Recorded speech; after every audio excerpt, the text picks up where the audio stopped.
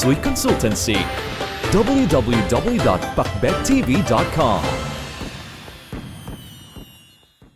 Ang susi para makakuha ka ng potential buyer sa bahay na binibenta mo kapakbet ay bigyan mo ng maraming young energy ang bahay para ma-attract mo sila kaagad. Makukuha mo sila sa first impression ng bahay. Kaya naman, kung isa kang real estate agent or binibenta mo ang bahay mo, ganito ang gawin mo kapakbet para mabenta kaagad. Number 1, linisin ang harap ng bahay. Ang unang makikita ng buyer mo or client mo kapakbet ay ang harap ng bahay. Kaya naman, para maakit mo agad ang kanilang taste, make sure na ang harapan ng bahay ay malinis. Tanggalin mo ang damo at ibang kalat.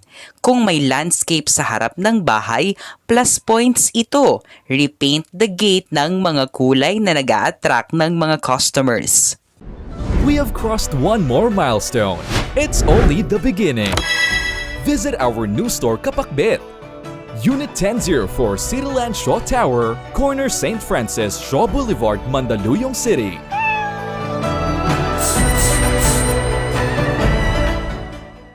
Number 2, determine if the address ng bahay ay isang lucky number.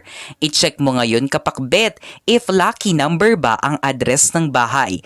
Kung lucky number ito, make sure na ito ay nakadisplay ng maayos sa harapan ng bahay. Yung tipong nakikita ito kaagad. Kapag hindi naman lucky number, remedyohan nyo ito kaagad. Number 3, change the main door handles. If possible mga kapakbet, alam ko hindi ito possible sa mga real estate agent. Pero if sarili mo namang bahay ang iyong binibenta, palitan mo ang main door handles. Ang main door ang major attraction sa bahay na binibenta. Kaya make sure na maganda ang pintura nito at maaliwalas. Make sure rin na bago ang handles para it will serve as a new opportunity sa inyo at sa bibili ng inyong bahay. Number 4, add plants sa harap ng bahay. Plants give young energy mga kapakbet, kaya naman it is one of the best things to do if gusto mong maka-attract ng mga potential buyers sa bahay na binibenta mo. Kaya naman maglagay ka ng mga halaman sa harap ng bahay at mas maganda if mga halaman na namumulaklak to create a beautiful entrance. Iwasan lamang ang mga fake flowers dahil in feng shui, it does not give positive chi mga kapakbet. Number 5, palitan ang mga sirang bintana at tiles. Kung may nakikita kang sirang bintana or tiles na may crack or mga pintura ng mga dingding sa bahay ay nagbabakbak, palitan mo ito kaagad bago mo ibenta para makahatak ng potential buyers. Kapag kasi binenta mo ito ng ganito, maaaring maging dahilan ito upang hindi na nila ituloy bilhin ang bahay na iyon. Do not sell an injured house dahil it will give bad feng shui. Kung magbibenta ka ng bahay, dapat maayos ito mga kapakbet.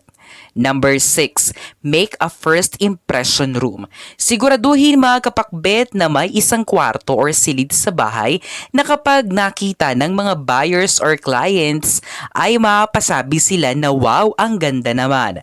Maaaring ito ay sa sala ng bahay or sa kusina ng bahay. Sabi nga nila first impression last, kaya dapat napakaganda at kapanapanabik ang first impression ng mga potential buyers nyo. Aesthetic ang susi dyan mga kapakbet, and make sure na nasusunod pa rin ang mga feng shui tips pagdating sa interior arrangements ng bahay para makaiwas sa mga clashing energies. Number 7, siguraduhin may ilaw sa south sector ng bahay. Make sure din mga kapakbet na bago mo i-tour ang client mo sa loob ng bahay ay may nakasinding ilaw sa south sector ng bahay. Ito kasi ang corner or sulok ng bahay na nagbibigay ng good ambience sa loob. Kaya naman kapag ito ay inactivate mo, mararamdaman ng buyer na ang bahay ay napakagaan tirhan. Magsabit ka rin ng mga wind chime kapakbet. Number 8, papasukin ng sinag ng araw. As much as possible, dapat ang ilaw sa bahay ay nanggagaling sa sinag ng araw sa umaga dahil ito ang pinaka-best source when it comes to harnessing yang energy mga kapakbet. Sabi nga, mas maganda kapag natural, kaya make sure na nasisinaga ng araw ang loob ng bahay. Number 9, declutter.